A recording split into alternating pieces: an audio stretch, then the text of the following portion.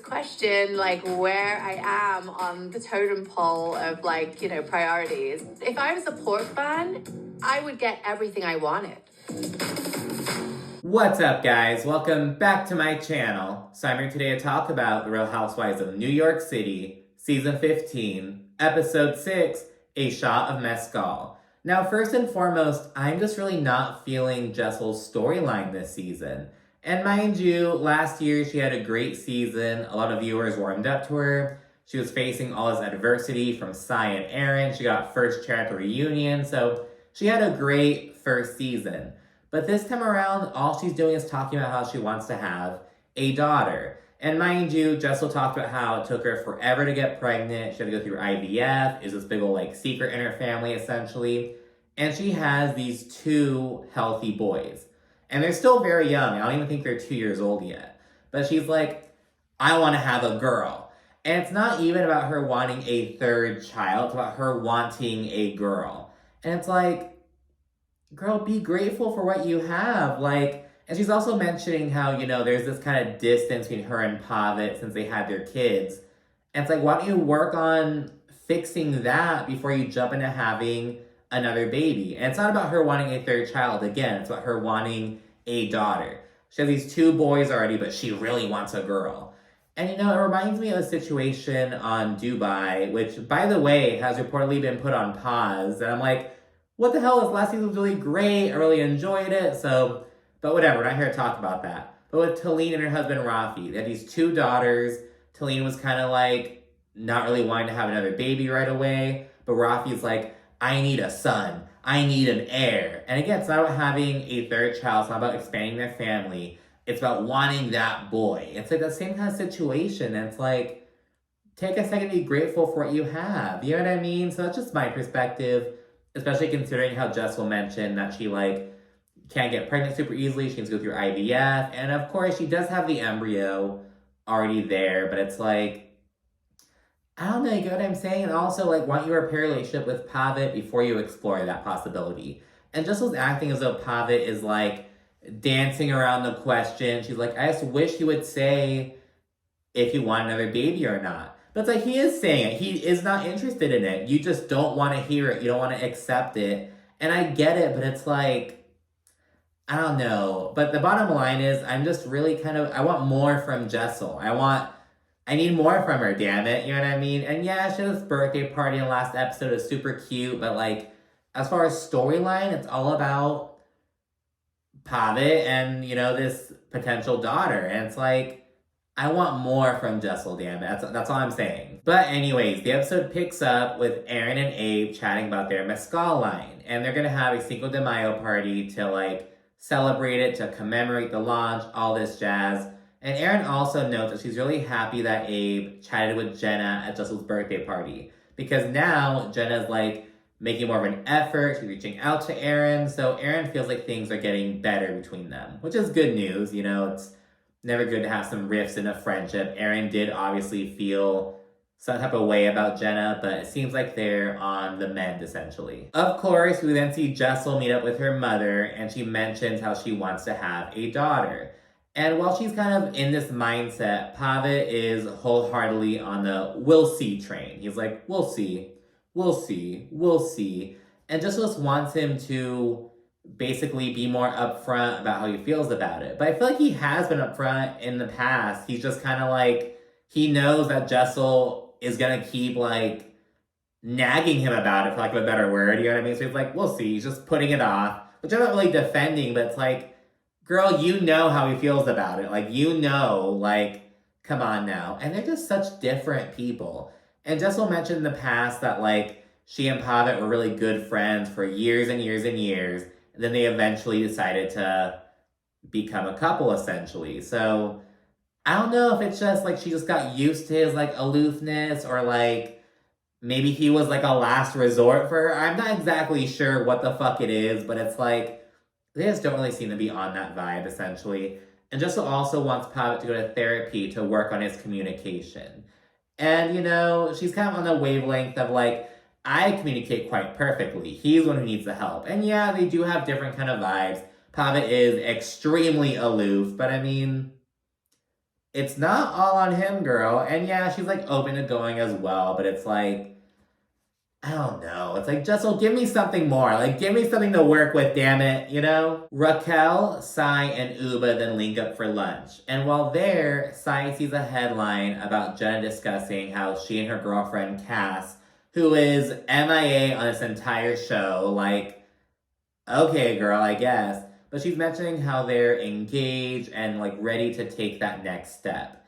And while they're chit-chatting about, like, oh, why is Jenna keeping things so low-key? This prompts Raquel to discuss why she's keeping her own relationship so low profile. So apparently, Raquel's ex-husband is an artist, and they were really intertwined as far as their business pursuits. And a big component of what people liked about them were that they were this like husband and wife duo. So when they ultimately split, they decided to keep it on the low for financial reasons, essentially. They didn't want their split to impact their business. And later on, Raquel mentions how, like, her mom hasn't visited her in New York City in, like, 10 years, how they became more distant after her split. And I'm like, what's the timeline? Like, when exactly did Raquel split from her ex-husband? Because Raquel also mentioned that she, like, dated some other woman in between her ex and Mel, so it's not like Mel is like the first woman she's been with since that divorce, but she's the first like public relationship she's been in, basically. But I'm like, how long were you keeping this under wraps? Because I was under the impression it was just like a couple years, basically, but it feels like it may have been a lot of a longer stretch. But anyways, once Raquel and Mel were kind of confirmed to be an item, there's all this speculation that like, oh, Mel is this home wrecker. She's like breaking up this art power couple. It caused all these issues within like the art world, essentially, but that just wasn't the case. They just didn't know the full story, apparently. So that's why Raquel is kind of keeping her own relationship under wraps. And I don't think she's publicly announced the engagement at this point. And maybe that's an explanation for why her engagement ring is like so like ornate and so like unique and whatnot. Maybe it's kind of like a cover, if you will. I don't know. I'm just kind of thinking of that. Anyways, we then segue to Brynn, and she FaceTimes her brother to discuss this new dating app she's co-founding, all that shit. Then she discusses her situation with Sai and Uba. And she says that they hate her and she has no real idea why. And it's like, really, Brynn? Again, always playing the fucking victim, of course. And her brother gives her some advice and encourages her to be the bigger person, which Brynn rarely has been. Because Uba said it best, Brynn will like pretend to move on, pretend everything's all good, but there's still that like like something always winds up happening. She always winds up having her hands in some kind of bullshit, like she's just the drama, you know? We then see Jessel and Pavet go out for some dim sum, and we see immediately just how different they are. So Pavet is more into like these little hole-in-the-wall establishments, finding like a little hidden gem, if you will, whereas Jessel's more about the ambiance and all that shit. And they're just on total different wavelengths. And yeah, maybe it's like an opposites attract kind of thing, but I don't know, considering how long they were friends, I mean, maybe it is like a last resort kind of thing. Maybe they're both like, hey, why don't we just get together? You know what I mean? And I hate to like speculate that, but it's like, I don't see like what's connecting them. You know what I mean? And once the IVF conversation comes up, Pavet expresses not being on board with it. He's like, I don't think we should have another baby right now. And again, it's not just wanting to expand their family. Jessel's dead set on having a daughter. And on the one hand, it's like, if you had IVF, why didn't you just like plan on having the daughter the first? I don't know. It's like, I'm very much of the mindset of like, be grateful for what you have. You have these two healthy boys, like you struggle to get pregnant. Be grateful for that, damn it. But anyways, he says that he's not on board with it. And then he pisses Jessel off by like interrupting the conversation to like take pictures of their food, because you know, Pavet's a serious food influencer now. And Jessel then floats the whole therapy idea, and ultimately, they both think the other party is the issue. And Pavet says that he's open to it, but of course, he wants to like find a therapist himself. He feels like $400 to $500 a session is way too expensive. he's probably a cheap ass. I'm gonna put it that way. He is extremely cheap. Jessel mentioned he still owes her birthday gift. He still owes her Valentine's gift. He is just a penny pincher ass. Like, he's just not with it. And they went up bickering over who's gonna take the lead with a therapy situation. And it's like, you can't even fucking agree on who's gonna, like, okay, like, I don't know. I don't know if they're in it for the long run, to be honest. I can see Jessel, like, eventually having, like, a private divorce storyline. I'm not wishing it. I'm just speaking off of what I'm seeing on the screen. You know what I mean? But yeah, we then see Raquel and Mel. They go to an art gallery. And Raquel remarks that, you know, the New York City art scene is very small. Like, you would think it's, like, popping with all these different people. But at the elite level, it is very small, essentially. She also notes that, you know, it's nice to, like, be back in the art scene, to be with Mel. Because remember, she was kind of, I don't want to say ostracized, but she felt uncomfortable. Because she feels like a lot of people turned on her in favor of siding with her ex-husband. But she's finally getting to a place where she's more comfortable taking Mel to these events in New York City. And after discussing some of the misinformation that surrounded their relationship, Raquel mentions that she's ready to publicly announce her engagement, though her mother is still in the dark. And she mentioned that her mom hasn't visited her in 10 years due to her separating from her ex-husband. And again, I'm like, holy shit, this was a long time ago, I guess, because we see a screenshot of a news article came out in, like, 2022, like, basically confirming their divorce. But it's like, were you guys keep this under wraps for, like, 9-10 years? Like, oh my goodness. Like, I need Raquel to, like, give us, like, a timeline, to be honest.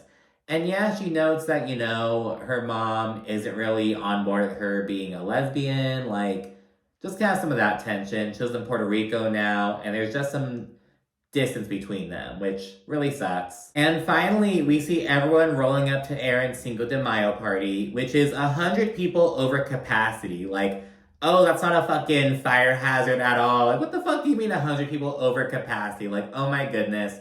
And while there, Erin emphasizes that she wants everyone to come together and, like, not be all cliquey and separated like they were at Jessel's event. And Erin then tells Sai and Uba that while she was out shopping with Jessel and Bryn was, like, talking all this shit, saying that she was all upset, all this shit.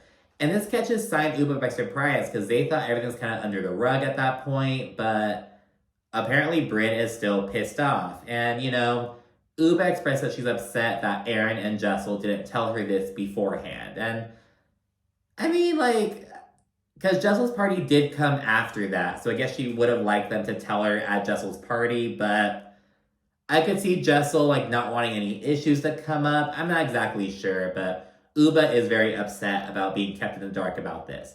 And when Bryn arrives, she says she's walking with an open heart, though she's very guarded. And she immediately seeks out Aaron's father and lays it on so damn thick. Their flirting is, like, very gross. I'm like, if I were Aaron, I would be, like, pretty upset by seeing what they're talking about. Like, and it's not all on Bryn, it's on her father as well. But Bryn and Aaron's dad are just, like, doing way too fucking much. Okay, so what happened with the girlfriend? Oh, she went back to LA. And you don't want to go to LA? No, I hate LA. Yeah. 9 o'clock, everybody's in bed. You don't like to be in bed all day? Oh, no, yeah, we do. Sai sees Bryn and tries being cordial, but Bryn winds up, like, snubbing her. So, what happened to having an open heart, girl? Like, okay. And Bryn says she's keeping her distance and doesn't want to approach the table. And Sai has a pretty shady confessional about Bryn. I don't know why Bryn's being weird. She walks past our table, schmoozing with Aaron's daddy. Then she gets upset that there's all these sugar daddy stories. If it walks like a duck. Once Jessel arrives, she immediately accuses Aaron of being stinky. Something smells. Is it you? Are you wearing your deodorant again? Do I smell? Something smells. Smell this. It smells like onions. Oh, it's the onion. You come to my event, you tell me something smells, is it you? You came here and complained already, I'm getting out of here. And Uba then airs out her issue with Jessel. And in her eyes, she's upset that Jessel didn't tell her the truth about Bryn talking shit about her. When at Jessel's party, she was asking Uba, oh, is everything okay with you guys? And she's like, well, bitch, you know everything wasn't okay because you know she's fucking talking shit about me. why didn't you tell me? And you're kind of acting all innocent. Like, Uba's really upset about that.